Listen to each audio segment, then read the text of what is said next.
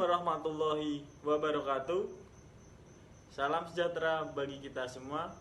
Perkenalkan, nama saya Rinaldo Dwigi Rifki Artara dengan NIM 1705520275, kelas E1 mata kuliah Audit Investigatif.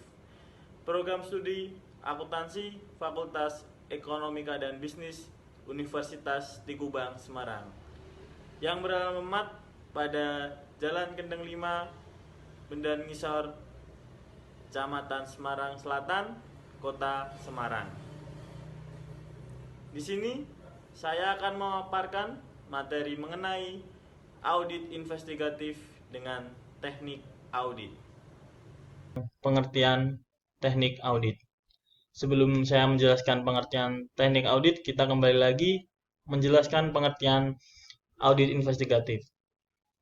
Jadi, audit investigatif adalah proses mencari, menemukan, mengumpulkan, dan menganalisa serta evaluasi bukti-bukti sistematis oleh pihak yang kompeten dan independen untuk mengungkap fakta-fakta atau kejadian yang sebenarnya tentang indikasi tindak pidana korupsi atau tujuan spesifikasi lainnya.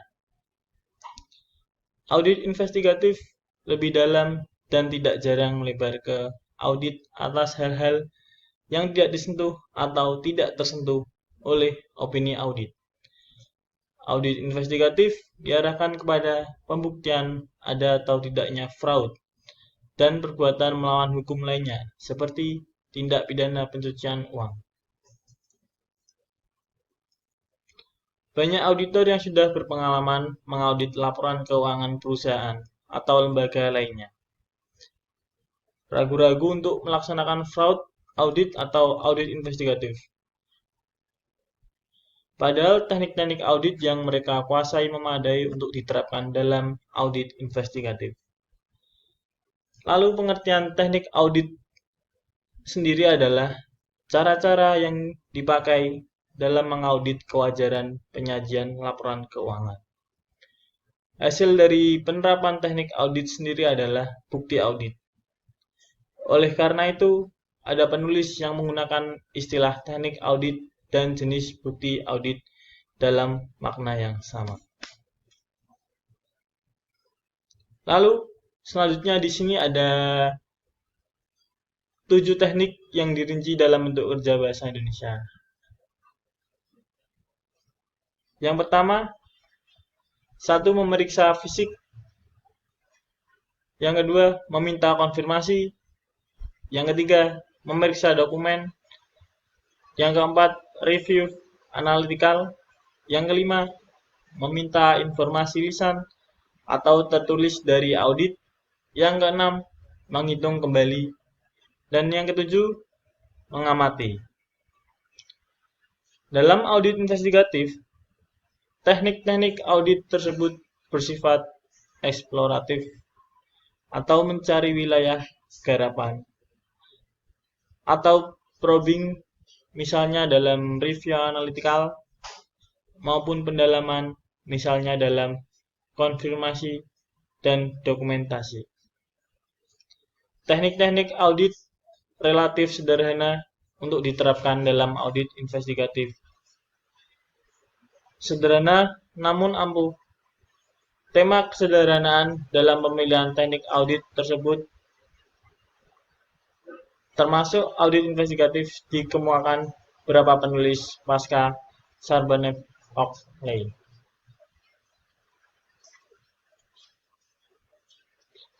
Yang pertama, teknik audit yang pertama ini adalah memeriksa fisik dan mengamati. Memeriksa fisik atau physical examination lazimnya diartikan sebagai perhitungan uang tunai baik dalam mata uang rupiah atau mata uang asing, kertas berharga, persediaan barang, aset tetap, dan barang berwujud lainnya. Mengamati sering diartikan sebagai pemanfaatan indera kita untuk mengetahui sesuatu. Kalau kita melakukan kunjungan ke pabrik, misalnya kita melihat luasnya pabrik, peralatan yang ada, kegiatan yang dilakukan, banyaknya dan beragamnya tenaga kerja. Kita juga mendengar kebisingan atau sebaliknya keheningan dalam suatu pabrik tertentu. Kita mencium atau membaui sesuatu, mungkin sesuatu yang wangi, seperti di pabrik parfum, aromatik, obat, dan lain-lain. Atau bahkan bau yang sangat menyengat. Misalnya di tempat penyamakan kulit atau tempat pengolahan sampah. Kita bisa mencicipi misalnya di pabrik yang menghasilkan makanan. Kita merasakan suhu panas atau dingin di tempat kerja. Singkatnya, mengamati adalah menggunakan indera. Bisa salah satu atau beberapa indera sekaligus. Untuk audit investigatif, penulis tidak membedakan pemeriksaan fisik dan pengamatan. Dalam kedua teknik ini, investigator menggunakan inderanya untuk mengetahui atau memahami sesuatu. Dari beberapa contoh di bawah ini kita melihat berbagai tingkat pemahaman yang bisa diperoleh dari teknik pengamatan atau pemeriksaan fisik ini. Contoh pemeriksaan fisik atau pengamatan di sini yang pertama dari kunjungan ke lokasi yang terkena dampak semburan lumpur panas di Porong, Sidoarjo tahun 2006, investigator menyaksikan sendiri apa yang terjadi dan luasnya musibah. Ini salah satu bentuk pemahaman. Investigator mempunyai bayangan, pemahaman ini penting ketika nantinya yang membaca laporan para ahli secara rinci tentang luasnya kerusakan dan besarnya kerugian. Contoh yang kedua ini, dari kunjungan ke wilayah yang terkena gempa, para relawan dan petugas dari dinas sosial dapat menentukan jumlah kilometer jalan, rumah, sekolah, rumah ibadah, kantor, pabrik, dan lain-lain yang rusak karena terkena gempa. Pemahaman ini lebih dalam dari bayangan mengenai intensitas kerugian akibat semburan lumpur panas tadi. Di sini ada data kuantitatifnya. Lalu contoh yang ketiga, pengamatan. Tenaga ahli dari maskapai asuransi akan memberikan kepadanya pemahaman yang lebih mendalam lagi, yakni siapa yang bertanggung jawab dan siapa yang layak menerima klaim ganti rugi atas bencana tersebut. Ini pertanyaan yang senantiasa dihadapi maskapai asuransi dan mereka harus dapat membuktikan jawabannya. Investigator seringkali menghadapi situasi yang sama seperti ini. Lalu contoh yang keempat, pengamatan juga dapat memberikan petunjuk adanya fraud. Kalau saja investigator mengamati jalan, sumber daya impres, dan bangunan lain sebelum mereka roboh, mereka mempunyai petunjuk penting tentang kemungkinan korupsi dalam pembangunan infrastruktur. Selanjutnya, kita membicarakan ke teknik yang kedua, meminta informasi dan konfirmasi. Meminta informasi, baik lisan maupun tertulis kepada audit, merupakan prosedur yang biasa dilakukan oleh auditor. Pertanyaannya, apakah dalam audit investigatif hal itu diperlukan? Apakah sebaiknya kita tidak meminta informasi supaya yang diperiksa mengetahui apa yang kita cari, yang bersangkutan juga mempunyai kepentingan dan peluang untuk berbohong. Seperti dalam audit, juga dalam audit investigatif, permintaan informasi harus dibarengi, diperkuat, atau dikolaborasi dengan informasi dari sumber lain, atau diperkuat dengan cara yang lain. Permintaan informasi sangat penting dan juga merupakan prosedur yang normal dalam suatu audit investigatif. Lalu, meminta konfirmasi adalah meminta pihak lain dari yang diaudit investigatif tersebut untuk menegaskan kebenaran atau ketidakbenaran suatu informasi. Dalam audit, teknik ini umumnya diterapkan untuk mendapat kepastian mengenai saldo utang piutang. Akan tetapi sebenarnya ia dapat diterapkan untuk berbagai informasi keuangan maupun non-keuangan. Dalam audit investigatif, kita harus memperhatikan apakah pihak ketiga mempunyai kepentingan dalam audit investigatif maupun tidak memiliki kepentingan. Dalam kasus tender pengadaan barang, permintaan konfirmasi dari penyuplai yang cenderung meliputi pejabat harus diperkuat. Misalnya, dengan konfirmasi dari Direktorat Jenderal Bea dan Cukai kalau barang tersebut telah diimpor. Selanjutnya, teknik yang ketiga. Teknik yang ketiga ini memeriksa dokumen. Teknik ini tidak memerlukan pembahasan khusus. Tak ada audit investigatif tanpa pemeriksaan dokumen. Pasti di dalam pemeriksaan audit pasti ada pemeriksaan dokumen. Hanya saja dengan kemajuan teknologi, definisi dokumen ini menjadi lebih luas, termasuk informasi yang diolah, disimpan, dan dapat dipindahkan secara elektronik, sehingga dokumen ini mudah diperiksa.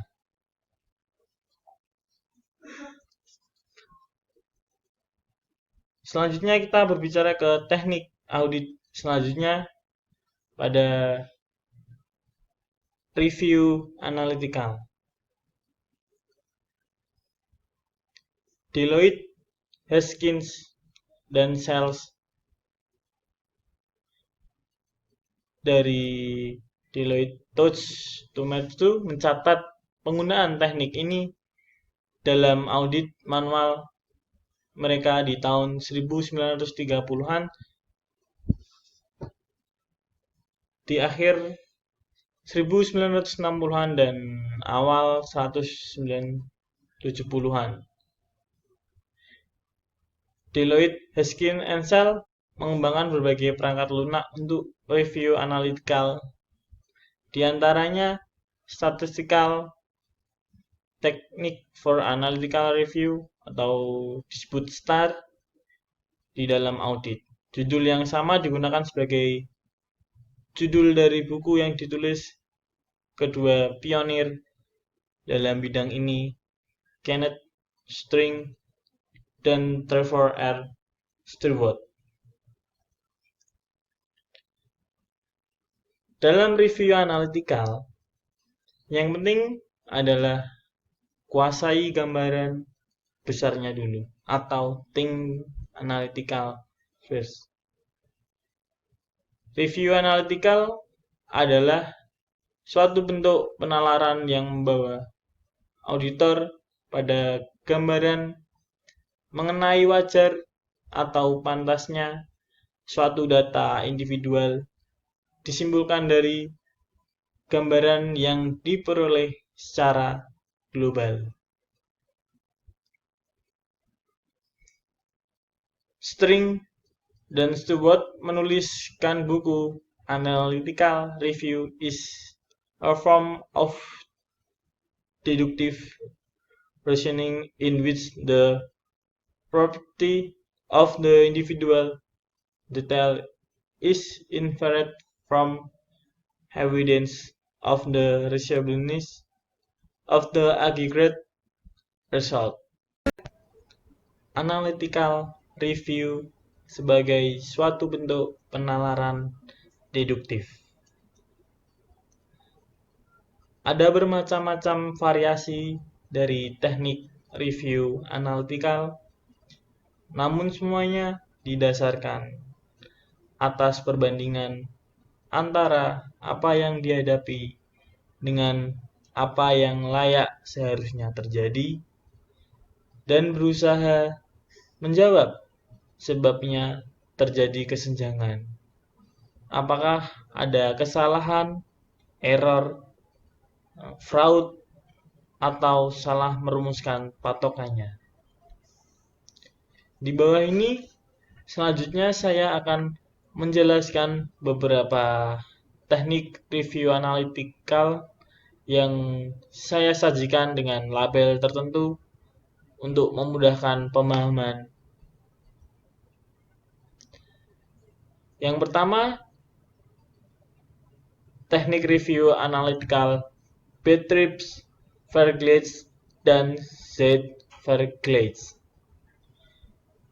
Pada buku Teks Ekonomi Perusahaan tahun 1950-an, memberi dua contoh pembanding dengan menggunakan istilah Jerman, yaitu Beatrice Verglaze dan Z. Verglaze. Dalam Beatrice Verglaze, kita membandingkan perusahaan atau disebut dengan Beatrice tadi yang akan kita audit investigatif dengan saingannya yang seukuran. Terutama kalau Beatrice lainnya itu cukup banyak, kita bisa mempunyai rata-rata industri yang andal. Pada dasarnya, Beatrice Verglaze ini yang dimanfaatkan akademisi seperti Michael Porter untuk menganalisis kompetensi atau persaingan. Selanjutnya, pada Z. Verglaze, kita membandingkan perusahaan yang kita audit investigatif pada saat sekarang dengan hal yang sama di masa lalu atau Z. Dalam Z. Verglaze, kita mencoba memahami bagaimana perusahaan yang kita audit investigatif ini berbeda dengan masa lalunya dan mengapa. Kembali lagi kepada Michael Porter, ia menggunakan Z. Verglaze tanpa menggunakan istilah ini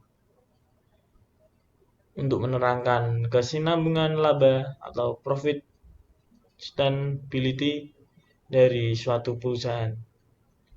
Investigator menggunakan teknik yang sama untuk melihat indikasi fraud karena fraud mengancam kesinambungan laba audit. Jadi, Beatrice Verglaze dan Z ini sangatlah berbeda. Dari contoh Beatrice Verglaze dan Z. Verglaze tadi, kita bisa melihat pentingnya menentukan patokan atau benchmark. Patokan ini harus seukuran dan sejenis. Ia harus comfortable. Patokan yang betul-betul comfortable tentunya sangatlah langka. Perbandingan comparison Verglaze tidak otomatis berarti bahwa patokan atau benchmark-nya yang benar.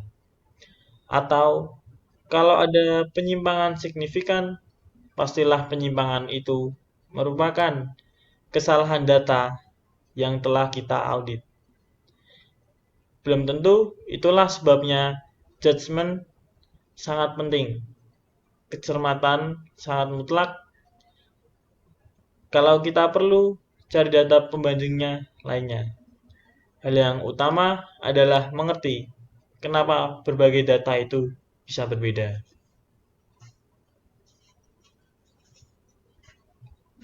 Selanjutnya, di sini saya akan menjelaskan review analitikal yang kedua dengan cara membandingkan anggaran dan realisasi. Membandingkan data, anggaran, dan realisasi ini dapat mengidentifikasikan adanya fraud atau tindak kecurangan yang dilakukan. Hal yang perlu kita pahami di sini adalah mekanisme pelaksanaan anggaran, evaluasi atas pelaksanaan anggaran, dan intensif keuangan maupun non-keuangan yang terkandung dalam sistem anggarannya. Dalam intensitas merupakan profit center atau revenue center. Pejabat tertentu menerima intensif atau bonus sesuai dengan keberhasilan yang diukur dengan pelampauan anggaran. Investigator perlu mengantisipasi kecenderungan realisasi penjualannya dibuat tinggi atau overstate. Penjualan kredit dan pengiriman barang secara besar-besaran pada akhir tahun merupakan indikasi mengenai hal itu. Pengembalian barang sesudah akhir tahun memperkuat indikasi adanya fraud. Pada sektor publik, tahun 2005 dan 2006 terlihat sebaliknya. Pemerintah mengeluh soal rendahnya penerapan anggaran. Kambing hitamnya kali ini adalah pada sistem anggaran yang berubah, sehingga kinerja KPK dan pengadilan kasus-kasus korupsi yang menggebu-gebu terhadap para pejabat enggan menjadi pemimpin proyek. Meskipun contoh ini terbalik dari contoh sebelumnya, penjelasannya namun tetaplah sama. Ada atau tidaknya insentif. Insentif itu tidak perlu berupa insentif keuangan seperti bonus, mempertahankan atau menggoyangkan jabatan. Seorang bisa menjadi insentif dalam perusahaan yang berkecimpung di bidang teknologi. Dewan komisaris berupaya menjatuhkan anggota direksinya dengan mempertanyakan kenapa anggaran modal untuk mendatangkan peralatan yang berteknologi tinggi belum bisa direalisasikan. Investor perlu memahami kepentingan kedua kubu ini.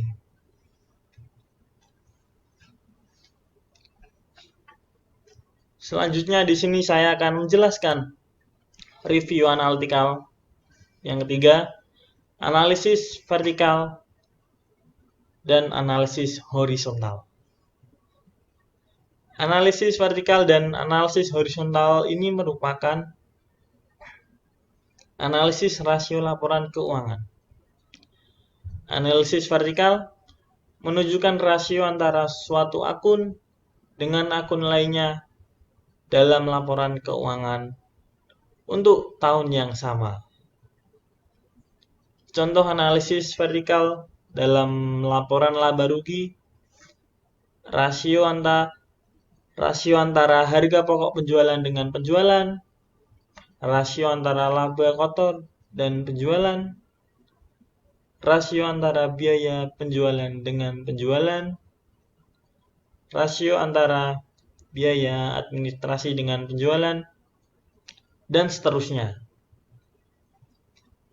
Pada analisis ini disebut analisis vertikal karena angka-angka yang dibandingkan terletak secara vertikal dalam laporan keuangan.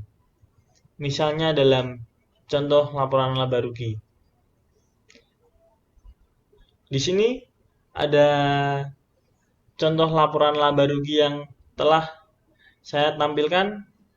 Yang pertama di sini ada akun laba rugi, jumlah dan persentasenya. Akun yang pertama terdapat penjualan dengan jumlah nominal 1 juta dengan persentase 100%. Lalu yang kedua, harga pokok penjualan dengan jumlah nominal sebesar 400.000, persentase sebanyak 40%.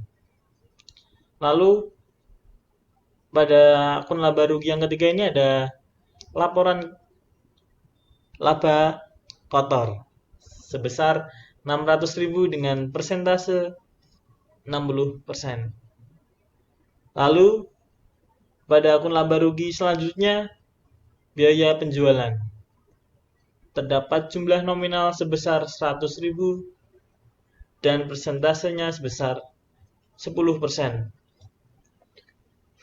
Untuk akun laba rugi selanjutnya ada biaya administrasi sebesar 75.000 dengan persentase 7,5%.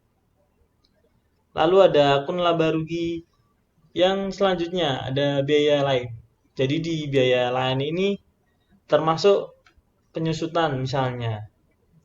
Untuk jumlah nominalnya sebesar 25.000 rupiah dan persentase 2,5.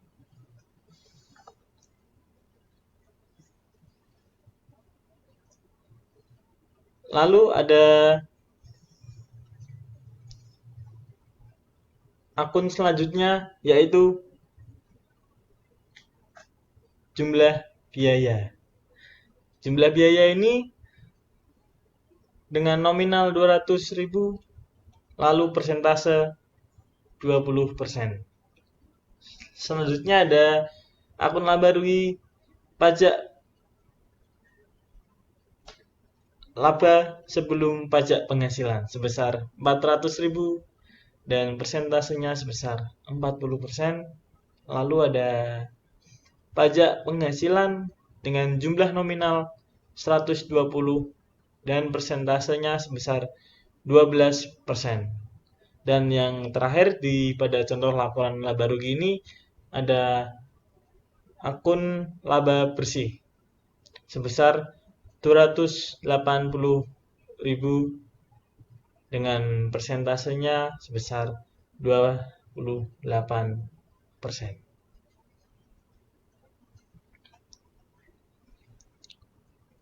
Dalam contoh tabel di sini semua akun laba rugi dibandingkan dengan akun penjualan. Dalam struktur laporan laba rugi, akun ini tersusun secara vertikal. Makanya pada analytical vertikal ini disebutkan mengenai akun-akun ini tersusun secara vertikal.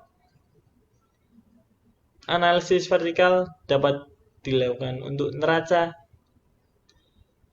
Akun-akun neraca dapat dibandingkan misalnya dengan jumlah aset maupun yang lainnya.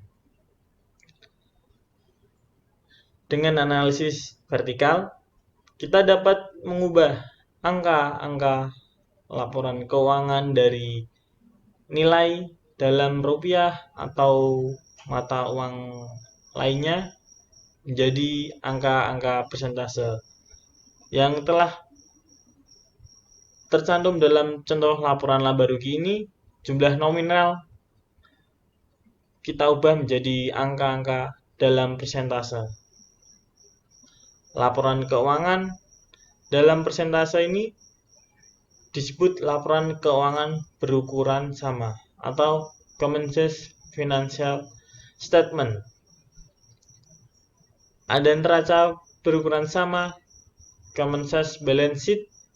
Lalu ada laporan laba rugi berukuran sama, Common Sense Income Statement. Dan ada laporan arus kas berukuran sama atau disebut dengan common sense cash flow statement. Apa gunanya laporan keuangan berukuran sama? Atau apa guna analisis vertikal? Manfaatnya adalah dalam membandingkan perusahaan sejenis yang mempunyai ukuran berbeda. Misalnya, kita ingin membandingkan perusahaan obat-obatan. Contohnya, perusahaan A mempunyai omset, nilai peredaran atau penjualan sebesar 100 miliar rupiah. Sedangkan perusahaan B memiliki nominal omset sebesar 10 triliun rupiah. Kita bisa mengabaikan nilai rupiah dari kedua perusahaan ini. Karena yang ingin diketahui, misalnya, apakah laba kotor sebagai persentase dari penjualan untuk perusahaan A lebih besar atau lebih kecil dari perusahaan B. Analisis horizontal menunjukkan perubahan kenaikan atau penurunan suatu akun untuk suatu tahun periode dibandingkan tahun periode sebelumnya atau tahun periode berikutnya. Analisis ini tidak lain dari Z-Vergleich yang telah kita bahas di atas tadi.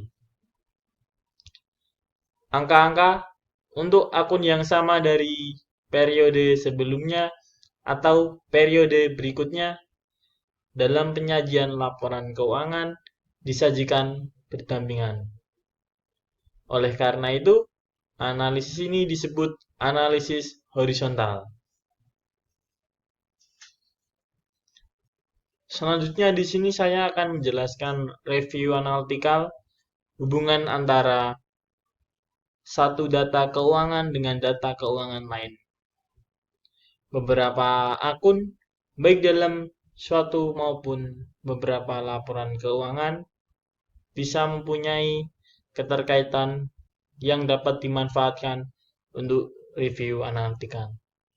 Contohnya, angka penjualan dengan piutang dan perusahaan rata-rata, angka penjualan dengan bonus bagian penjualan, dan penjualan dan penghasilan bunga dengan saldo rata-rata tabungan, dan seterusnya. Lalu review analitikal selanjutnya di sini ada menggunakan data non keuangan. Contoh di atas menggunakan data keuangan.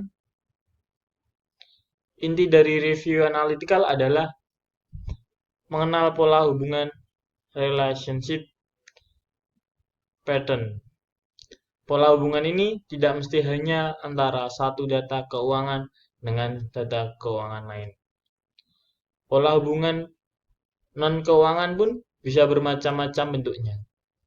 Dalam bisnis perkebunan, ada hubungan antara jumlah pupuk yang dipergunakan dengan hasil produksi atau panen, angka masukan, maupun keluaran dinyatakan dalam satuan non-keuangan, seperti jumlah ton untuk pupuk dan sawit, merupakan satuan non-keuangan.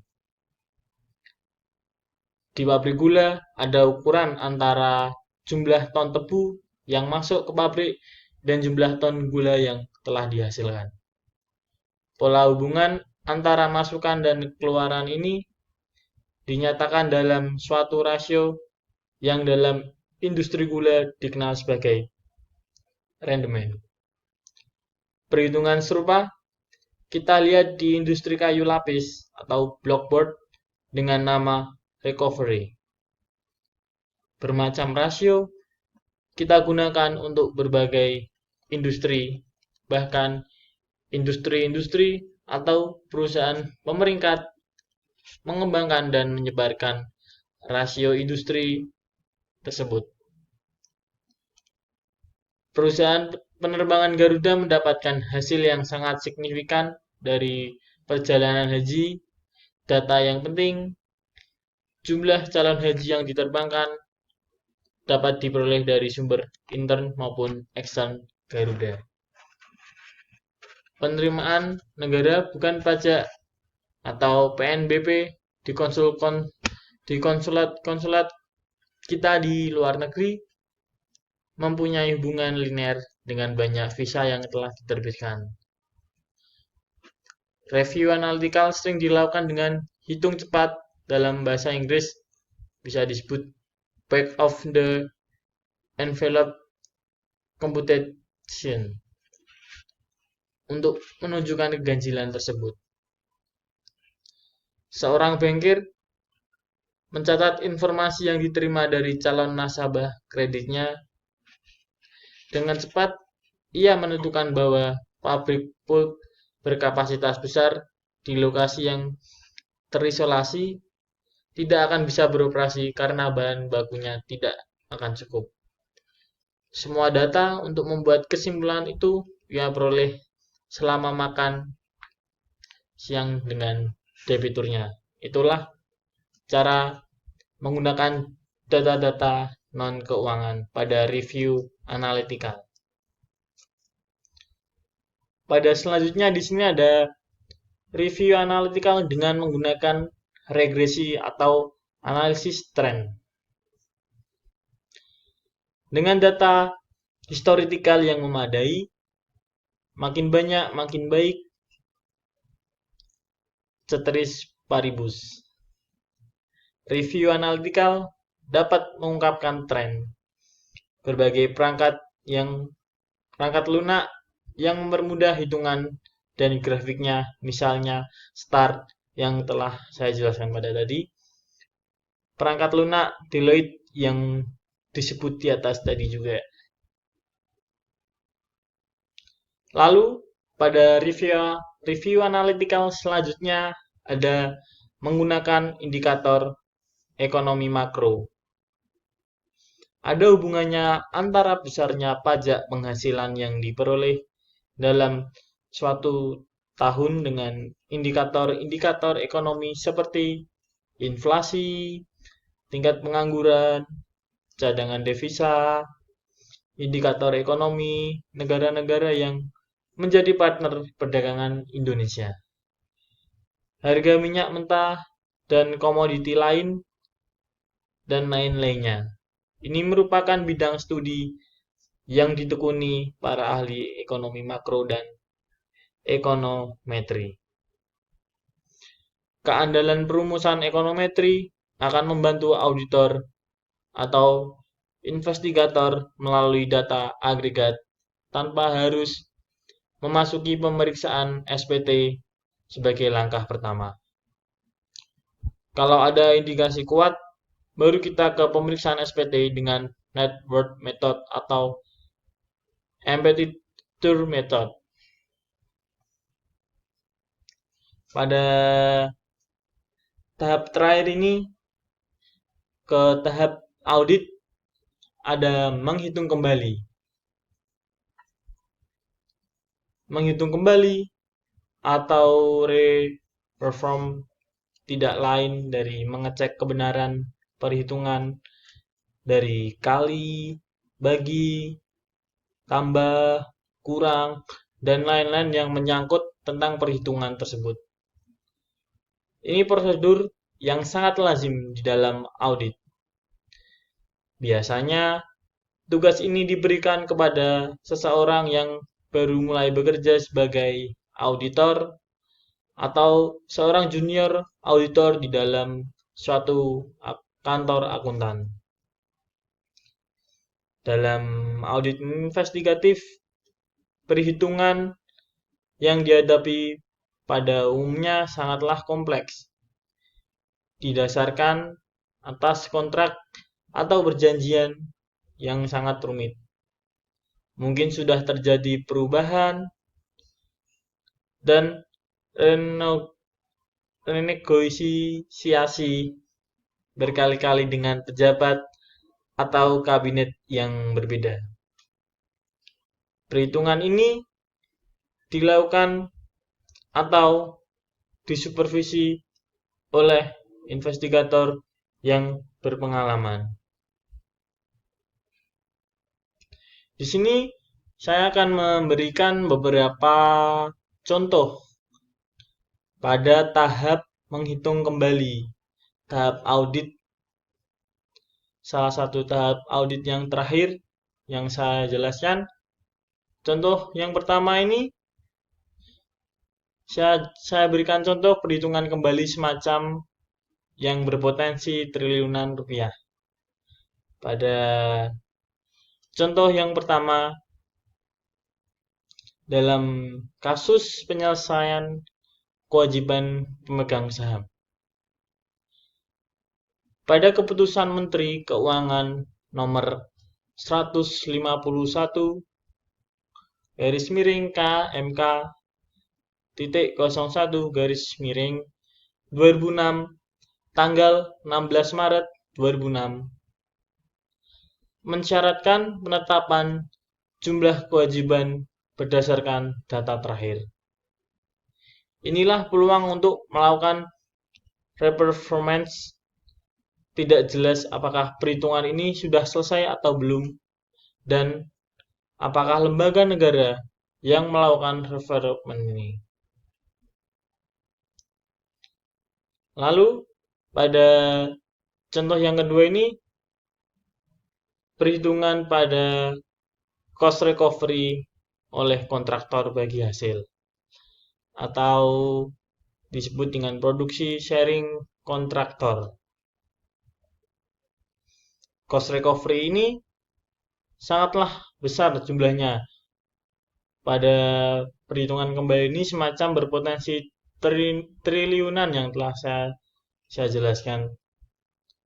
Kalau tidak ada hitung kembali oleh counterpart PSC atau lembaga pemeriksaan independen atau cost recovery rawan penyalahgunaan. Sehingga perhitungan inilah harus benar-benar matang dan harus benar karena mencakup nilai rupiah yang sangat banyak.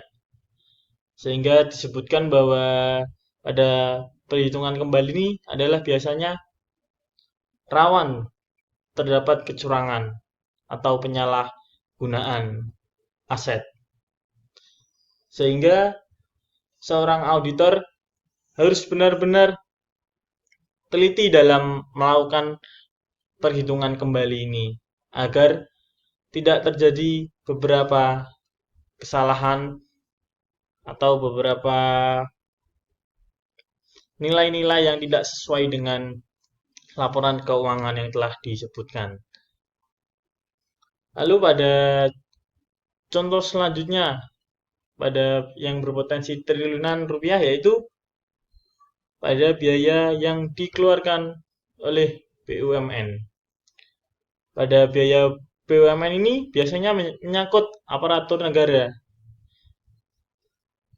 di mana ia mempunyai kewajiban memberikan pelayanan umum yang baik terhadap masyarakat atau public service obligation. Nah, di sini pelayanan umum yang diberikan BUMN sendiri harus tepat sehingga masyarakat nyaman ketika kita mendapatkan pelayanan yang telah diberikan oleh BUMN tersebut. Keterlambatan pembayaran PSO mempunyai dampak yang besar terhadap likuiditas BUMN yang bersangkutan.